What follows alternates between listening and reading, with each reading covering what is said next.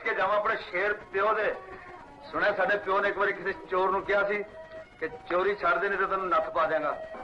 मैं चोर तो नहीं हो रही हैं। अस्सलाम वालेकुम नाज़रीन, मैं तारक सानी ते तुसी वेख रहे हो मेरे यूट्यूब चैनल रैबर एंटरटेनमेंट प्लस। अगर तुसी मेरे चैनल ते नवे हो तो मेहरबानी फरमा के मेरे चैनल को सबसक्राइब कर दियो और हाँ घंटी नूं जरूर दबा देना ताकि मेरी हर नवी आने वाली वीडियो सब तो पहले तुहाडे तक पहुँचे। आज जिहड़ी फिल्म लैके तुहाडी खिदमत विच हाज़र हो रहा उस फिल्म का नाम है दोगला।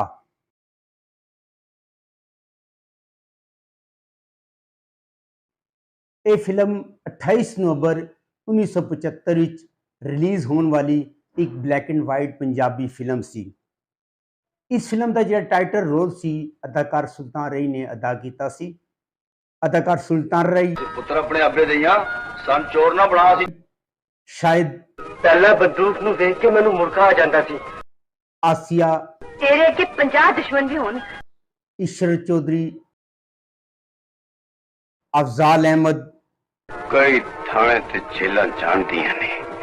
अलाउद्दीन, चोरां दे थामू भी मेरे वेड़े विच सीमा बेगम, प्यो रिश्ता पक्का करन लई पक्की बंदूक लैके गई।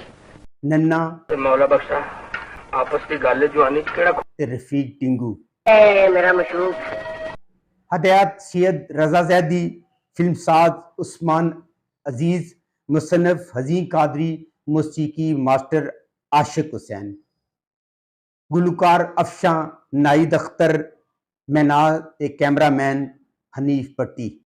नाज़रीन, इस फिल्म के अंदर जिहड़ी सब तो बेहतरीन चीज़ है और जिहड़ी सब तो लाजवाब चीज़ है वो सुल्तान राय की अदाकारी है।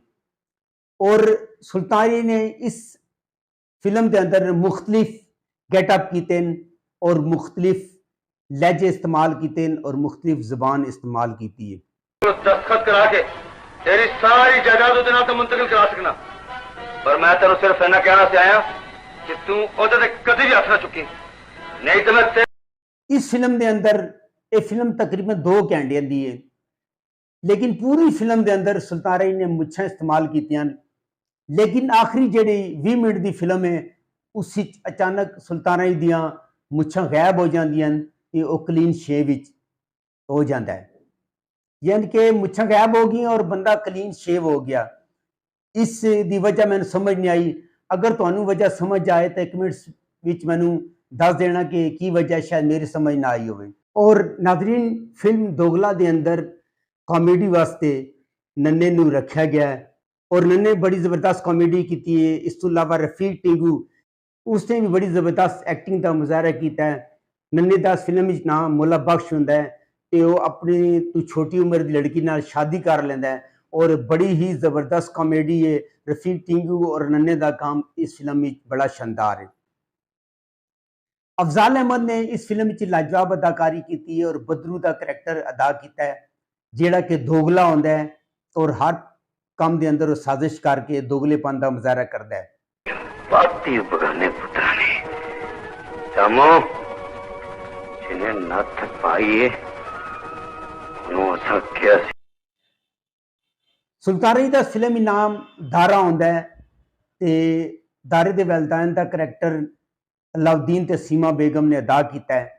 अलाउद्दीन का नाम चौधरी होशमंद होंदा है ते ओ चौधरी होने तो इलावा एक खोजी भी होंदा है जिहड़ा कतल वगैरह ते खोज लगांदा है। और आसिया और शहद ने इस फिल्म में आम एक काम किया है, यानी कि जिहड़े भर्ती दे करैक्टर होंदे आसिया ते शहद ने वो काम किया है। शहद ने एक शर्मीले ते बुज़दिल नौजवान का किरदार अदा किया है। आसिया का नाम बानो होंदा है और वो शहद दे नाल प्यार करती है और शहद नूं वो बहादुर बनाती है। बस इस तो इलावा शहद का कोई खास काम नहीं सी। सब तो बेहतरीन काम जिहड़ा सी वो अफजाल अहमद का सी। अफजाल अहमद ने बहुत अच्छा करैक्टर किया है और एक चोर का करैक्टर है जिहड़ा चोरी करने पकड़ा जाता है तो चौधरी होशमंद उन्होंने नत्थ पा देता है। और बदरू अफजाल अहमद नूं इस चीज़ का गुस्सा होंदा है कि चौधरी होशमंद ने उहदे नत्थ क्यों पाई है। वो इंतकाम लैण वास्ते सुल्तान राय दारे नूं एक डाकुआं दे गिरोह शामिल करा देंदा है और उस तो बाद ਸੁਲਤਾਨ ਰਾਈ ਤੇ ਇਸ਼ਰਤ ਚੌਧਰੀ ਦਾ ਪੇਅਰ ਬਣਾਇਆ ਗਿਆ, ਉਹਨਾਂ ਦੀ ਜੋੜੀ ਬਣਾਈ ਗਈ, ਉਹ ਆਪਸ ਵਿੱਚ ਇੱਕ ਦੂਸਰੇ ਨਾਲ ਪਿਆਰ ਕਰਦੇ ਨੇ। ਇਸ਼ਰਤ ਚੌਧਰੀ ਝੋਂਪੜੀਆਂ ਵਾਲੀ ਹੁੰਦੀ ਹੈ ਔਰ ਇਸ਼ਰਤ ਚੌਧਰੀ ਜਿਹੜੀ ਲੈਂਗੁਏਜ ਬੋਲੀ ਹੈ ਉਹ ਬੜੀ ਹੀ ਜ਼ਬਰਦਸਤ ਹੈ। ਸੁਲਤਾਨ ਰਾਈ ਡਕੈਤ ਬਣ ਜਾਂਦਾ ਹੈ, ਡਾਕੂ ਬਣ ਜਾਂਦਾ ਹੈ, ਡਾਕੂਆਂ ਦਾ ਸਰਦਾਰ ਬਣ ਜਾਂਦਾ ਹੈ ਔਰ ਜਾਨੀ ਡਾਕੂ ਬਣ ਕੇ ਉਹ ਮੁਖਤਲਿਫ ਲੋਕਾਂ ਦੇ ਕਾਰਨ ਡਾਕੇ ਮਾਰਨਾ ਸ਼ੁਰੂ ਕਰ ਦਿੰਦਾ ਹੈ। ਬਦਰੂ ਅਫਜ਼ਾਲ ਅਹਿਮਦ ਧੋਖੇ ਦੇ ਨਾਲ ਚੌਧਰੀ ਹੋਸ਼ਮੰਦ ਅਲਾਉਦੀਨ ਨੂੰ ਅੰਨਾ ਕਰ ਦਿੰਦਾ ਹੈ ਔਰ ਸੁਲਤਾਨ ਰਾਈ ਨੂੰ ਇਸ ਗੱਲ ਦਾ ਪਤਾ ਨਹੀਂ ਚੱਲਦਾ।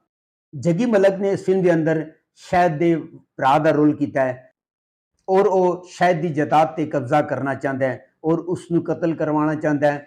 ਬਦਰੂ ਬਿਆਨਾ ਪਕੜ ਕੇ ਜਾਨੀ ਡਕੈਤ ਨੂੰ ਦਿੰਦਾ ਹੈ, ਲੇਕਿਨ ਜਦੋਂ ਜਾਨੀ ਡਕੈਤ ਉਹਨੂੰ ਮਾਰਨ ਜਾਂਦਾ ਹੈ ਤੇ ਉਹਨੂੰ ਪਤਾ ਚੱਲਦਾ ਹੈ ਕਿ ਉਹਦੀ ਭੈਣ ਬਾਨੋ ਦਾ ਮੰਗੇਤਰ ਹੈ ਤੇ ਉਹਦੇ ਕਤਲ ਦਾ ਇਰਾਦਾ ਕੈਂਸਲ ਕਰ ਦਿੰਦਾ ਹੈ। ਜਾਨੀ ਡਕੈਤ ਪੇਸ ਬਦਲ ਕੇ ਆਉਂਦਾ ਹੈ, ਆਪਣੇ ਵਾਲਿदैन ਨੂੰ ਮਿਲਣ ਦੀ ਕੋਸ਼ਿਸ਼ ਕਰਦਾ ਹੈ, ਵਾਲਿदैन ਦੇ ਨਾਲ ਮੁਲਾਕਾਤ ਹੋ ਜਾਂਦੀ ਹੈ ਤੇ ਉਸ ਨੂੰ ਪਤਾ ਚੱਲਦਾ ਹੈ ਕਿ ਬਦਰੂ ਨੇ ਉਸ ਦੇ ਪਿਓ ਨੂੰ ਅੰਨਾ ਕੀਤਾ ਹੈ ਔਰ ਜਾਨੀ ਡਕੈਤ ਬਦਰੂ ਨੂੰ ਕਤਲ ਕਰ ਦਿੰਦਾ ਹੈ ਔਰ ਚੌਧਰੀ ਹੋਸ਼ਮੰਦ ਵੀ ਕਤਲ ਹੋ ਜਾਂਦਾ ਹੈ। ਇਸ ਤਰ੍ਹਾਂ ਚੌਧਰੀ ਹੋਸ਼ਮੰਦ, ਬਦਰੂ ਤੇ ਇਸ਼ਰਤ ਚੌਧਰੀ ਤਿੰਨੋਂ ਮਾਰੇ ਜਾਂਦੇ ਨੇ। नादरीन, एक ज़बरदस्त फिल्म है, साफ़ सुथरी फिल्म है, ज़्यादा कत्लो गारत नहीं है। अगर तुहानू मेरी मालूमात अच्छी लगी होवे मेरे चैनल नू लाइक करो, सब्सक्राइब करो ते शेयर करो। तुहाडा बहुत शुक्रिया।